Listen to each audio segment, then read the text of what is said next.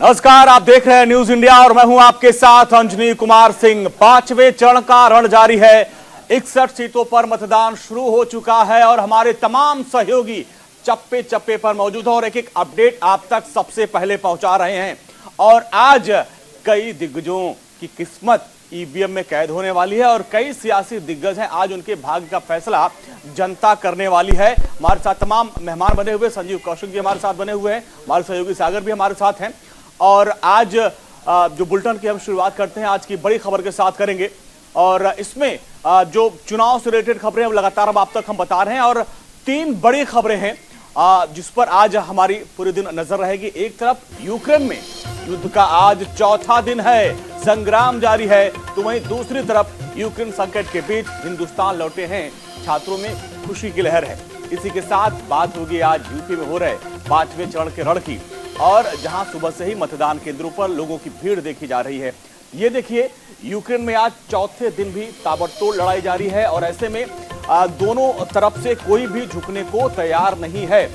और वहां से जो छात्र हमारे जो भारतीय वतन वापस लौटे हैं उनके चेहरे पर खुशी देखिए और 5वें चरण का रण भी। और बड़ी खबर, यूक्रेन रूसी सेना पर ताबड़तोड़ हमले दोनों की तरफ से जारी है। यूक्रेन में रूसी सेना ने जोरदार अटैक किया है, खार्किव में गैस पाइपलाइन को ध्वस्त कर दिया है। ये बड़ी खबर, वासिल्किव में ऑयल डिपो पर हमला किया गया है और हमले के बाद ऑयल डिपो में भीषण आग लग गई है। ये बड़ी खबर, अब देखिए ऑयल डिपो में आग लग गई है, हमला किया गया है और कल भी हमने आपको बताया था पूरे दिन किस तरीके से राजधानी कीव पर हमला किया गया था और वहां पर बड़ी तबाही मचाई गई थी। हालांकि दोनों तरफ से आमने सामने का भी युद्ध हुआ, इसके बाद एयर स्ट्राइक भी की जा रही थी और यहां पर अब जो अभी की खबर आ रही है, ऑयल डिपो को तबाह कर दिया गया है खार्किव में रूसी सेना की तरफ से। अब देखिए तबाही बढ़ती जा रही है और यूक्रेन है कि वो कह रहा है कि भाई हम झुकने वाले नहीं हैं और रूस ने साफ साफ कर दिया है कि जब तक आप हथियार नहीं डालेंगे और अपने कदम पीछे नहीं खींचेंगे, सरेंडर नहीं करेंगे, तब तक हमारा ऑपरेशन जारी रहेगा। यूक्रेन को उम्मीद है कि नाटो देशों का उनको सहयोग मिले, लेकिन अभी तक फिलहाल डायरेक्ट कोई सहयोग नहीं मिला। हालांकि समर्थन देने की बात कर रहे हैं, बाकी सहयोग आर्थिक मदद देने की बात की जा रही है, लेकिन ये तस्वीर आप देखिए, ऑयल डिपो है उसको ध्वस्त कर दिया गया, तबाह कर दिया गया है।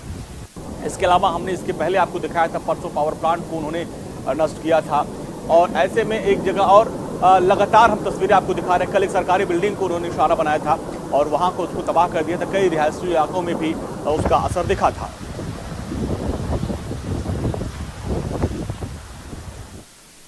और जिस तरीके से ये युद्ध हो रहा है, यूक्रेन से बड़ी संख्या में लोग पलायन कर रहे हैं और बगल के जो मुल्क है वहां पर ठिकाना के लिए जा रहे, सुरक्षित अपनी जान बचाने के लिए वहां पे जा रहे हैं। पोलैंड हो, रोमानिया हो, इन जगहों पर जो यूक्रेन के लोग हैं वो लोग पलायन करके जा रहे हैं। पोलैंड बॉर्डर पर हजारों की संख्या में लोग पहुंचे हुए हैं, यूक्रेन छोड़कर लोग भाग रहे हैं। लगातार हम 3 दिन से वो तस्वीरें दिखा रहे हैं जब पोलैंड, रोमानिया, इन बॉर्डर इलाके में आप देखिए हजारों की संख्या में जो वाहनों की कतार लगी हुई है, क्योंकि अब जिस तरीके से यहाँ पर युद्ध हो रहा है, कीव में, खार्किव में, अलग अलग बड़े शहरों में जिस तरीके से बमबारी हो रही है, वहां से लोग निकलकर सुरक्षित मुल्कों में शरण लेने की तैयारी में है। ये देखिए, करीब कई किलोमीटर तक कतार लगी है वाहनों की बॉर्डर इलाके पर।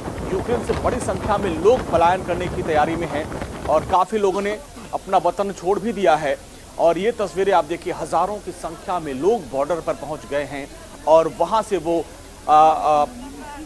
अलग अलग देशों में जो पड़ोसी मुल्क हैं वहां पर जाकर ठिकाना, सुरक्षित ठिकाना अपने आप को बचाने की पूरी कवायद कर रहे हैं।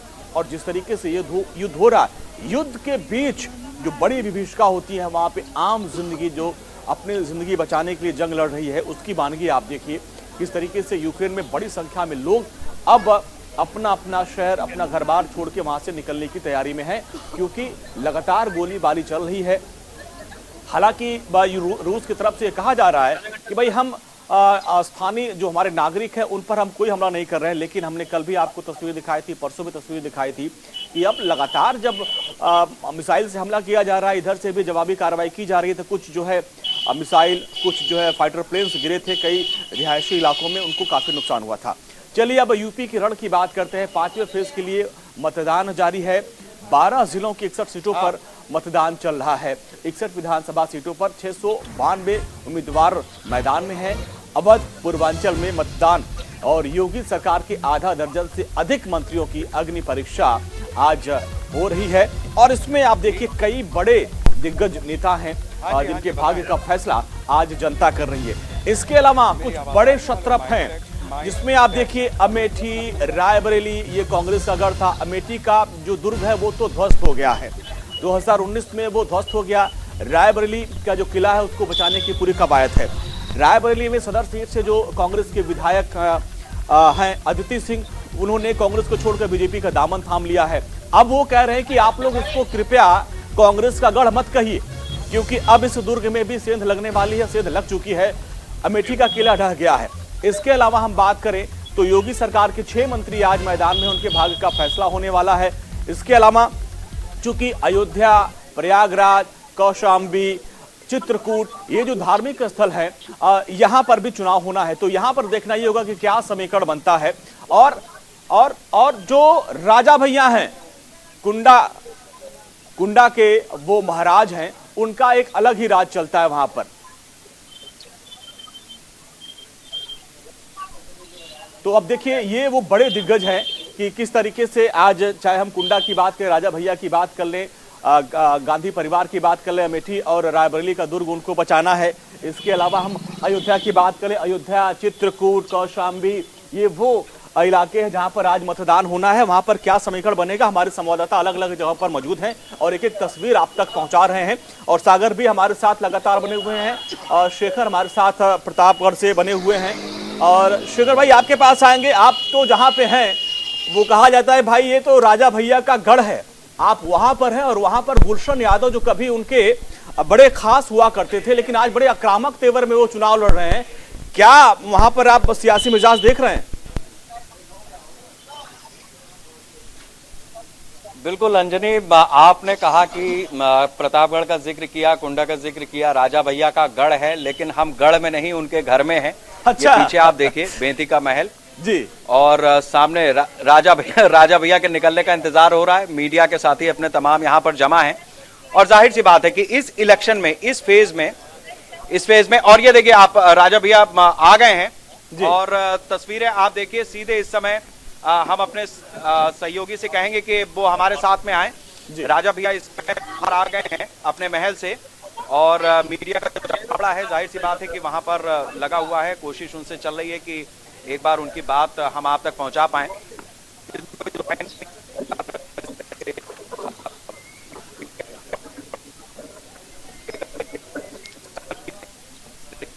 शुक्र भाई आपकी आवाज थोड़ा सा डिस्टर्ब हो रही है, लेकिन हम तस्वीरें लगातार देख रहे हैं कि राजा भैया निकल चुके हैं और उनके साथ तमाम वो सहयोगी। और देखिए उनका एक रसूख है, हमने देखा है शुक्र भाई कि जब भी वो निकलते हैं तो लोग अदब में उनका सम्मान करते हैं, झुक के सलाम करते हैं और ये निकल चुके हैं। जी अब आप बोलिए, अपनी बात रखिए।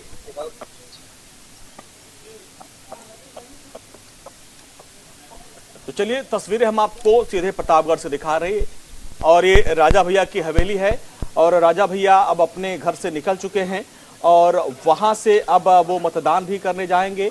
और अब सीधे तस्वीरें वहां पे हमारे वरिष्ठ सहयोगी शेखर आनंद त्रिवेदी है और लगातार देखिए अभिवादन स्वीकार कर रहे हैं राजा भैया। और प्रतापगढ़ के बगल में ही अमेठी भी है और चूंकि अमेठी कांग्रेस का गढ़ माना जाता है और वहां पर योगेश त्रिपाठी हमारे संवाददाता। योगेश, आप अमेठी में हैं और अमेठी को कहा जाता था पहले एक वक्त में ये कांग्रेस का गढ़ है और हम भी चूंकि अमेठी अक्सर जाते थे तो राजीव गांधी जी से मुलाकात होती थी, वो कितने सहज नेता थे। रामगंज साइड में भी हम वहां पे कई बार आते थे, तो हम बहुत छोटे थे, उनसे कई बार हमने उनको देखा, सुना था कि वो लोगों से कैसे मिलते थे, घुल मिल जाते थे और बड़े वहां के जो स्थानीय अवधी लैंग्वेज है, का हाल चाल है हो, इस तरह से बात करते थे। लेकिन अभी अमेठी में आप देखिए राजा संजय सिंह मैदान में है, क्या समीकरण बन रहा है वहां पे? जी, आपको बताना चाहूंगा जो आपने अनुभव पहले किया है, निश्चित रूप से बहुत ही सहज थे राजीव जी। यहाँ पर वो जन जन के नेता थे, बहुत ही लोकप्रिय थे। जिस जहाँ पर जाते थे, जैसे लोग होते थे उन्हीं के साथ वैसे ही उठना बैठना और बोलना चलना, सारी चीजें जैसा आपने बताया था कि जो है बिल्कुल अवधि भाषा वो प्रयोग करते थे लोग। इससे संप्रेषण जो है बहुत अच्छी थी, जो भी थी। लेकिन उनके बाद जो जब सोनिया गांधी यहाँ पर आई, यहाँ सांसद बनी, 15 साल फिर राहुल गांधी सांसद रहे, लेकिन फिर वो जुड़ाव जो राजीव जी के साथ था वो कहीं ना कहीं जो है धीरे धीरे कटता गया। क्योंकि कहीं ना कहीं जो सोनिया गांधी का हिंदी ना जानना ना समझना वो लोगों से दूरी बनाता गया। तो जो है, लेकिन इस समय यहाँ पर डॉक्टर संजय सिंह पूर्व केंद्रीय मंत्री वो मैदान में है और उनको अमेठी 186 विधानसभा अमेठी में जो है जो टक्कर देखने को मिल रही है वो समाजवादी पार्टी से महाराजी प्रजापति हैं, जो आंसुओं के सहारे अपनी नैया पार करने के फिराक में लगी हुई है। लगातार वो सुबह से लेकर शाम तक सिर्फ जो भी लोगों के बीच जनसंपर्क होता है उसमें वो बोलना कम, उनका रोना ज्यादा दिखा है। तो जो है वो इसी भावनाओं को लेकर लोगों को भावनात्मक जुड़ाव कर रही है। लेकिन ये पब्लिक है, सब जानती है उसका कहाँ हित है कहाँ अहित है। कांग्रेस प्रत्याशी जो है यहाँ पे आशीष शुक्ला जी हैं, वो भी चुनाव मैदान में बड़ी दमखम के साथ लड़ रहे हैं और ब्राह्मणों को यूनाइट करने की कोशिश कर रहे हैं। कहीं ना कहीं जो ब्राह्मण और जो है ठाकुर का इस तरह से यहाँ पे इस बार संजय सिंह अपनी पत्नी की जगह टिकट पाए हैं, वो चुनाव लड़ रहे हैं, लेकिन उनका क्या माहौल दिख रहा है वहां पे? जी, उनका माहौल जो है वो कहीं ना कहीं अच्छा, क्योंकि अमेठी के जो देखिए जो संजय सिंह की छवि है वो अमेठी में बहुत अच्छी है। उसको हर वर्ग में उनका जो है उनकी अपनी पहचान है, अपनी एक अलग उनकी छवि है। वो छवि वो केवल एक वर्ग विशेष में नहीं है, चाहे वो हिंदू हो या मुस्लिम हो, सारे वर्ग में उनका वोट है और सारे लोग उनको पसंद करते हैं। वो बहुत ठीक है योगेश, देखिए लड़की हूँ लड़ सकती हूँ कैंपेन के तहत इस बार प्रियंका गांधी को क्या सफलता हाथ लगेगी, इस पर भी हम आगे बात करेंगे, क्योंकि 90 महिला उम्मीदवार हैं चुनावी मैदान में 693 में से। तो चलिए अब आता हूं मैं सत्यप्रकाश के पास अयोध्या में। सत्यप्रकाश, वोटरों का मिजाज भाप पाना देखिए बड़ा कठिन है अयोध्या में। अभी कुछ संत वहां से निकल रहे थे वोट देने के बाद, उनका यह कहना है कि अयोध्या में राम मंदिर के मुद्दे पर नो कमेंट। सरयू के इस पार वोटरों का मिजाज थोड़ा अलग है, उस पार वोटरों का मिजाज थोड़ा अलग है।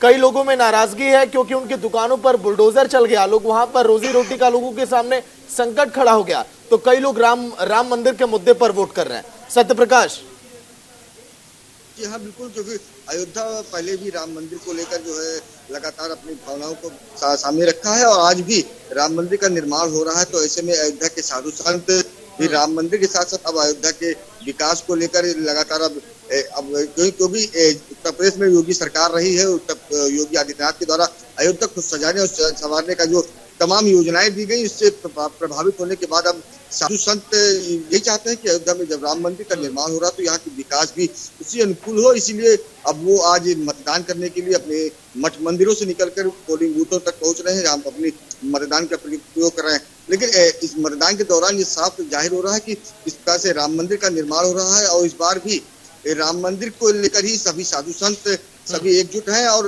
राम मंदिर के साथ साथ अयोध्या का विकास विशेष मुद्दा बना है और आज भी इसी मुद्दे को लेकर लोग पोलिंग बूथों तक पहुंच रहे हैं।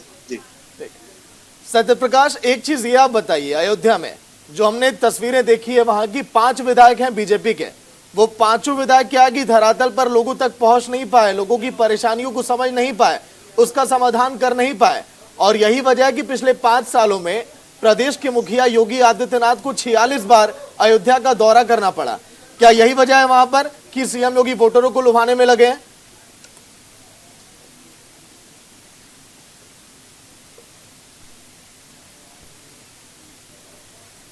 ठीक है, रागिनी के पास चलेंगे। सागर आ रहे हैं, रागिनी के पास चलते हैं। रागिनी, देखिए आप जहां पे हैं वो बहुत हॉट सीट मानी जा रही है, वहां पे खुद डिप्टी सीएम केशव प्रसाद मौर्य मैदान में हैं और पल्लवी पटेल जो है वो समाजवादी पार्टी और गठबंधन की उम्मीदवार हैं। लेकिन रागिनी, आपने देखा होगा कि पहली बार डिंपल भाभी मैदान में उतरती हैं और जया बच्चन जी मैदान में उतरती है, कहती है 3 बहुएं मैदान में खड़ी हैं और यहाँ के जो तथाकथित बेटे हैं उनको यहाँ से हटाना है। तो 3 बहुएं ने जो चुनाव प्रचार किया उसका असर कितना दिख रहा है?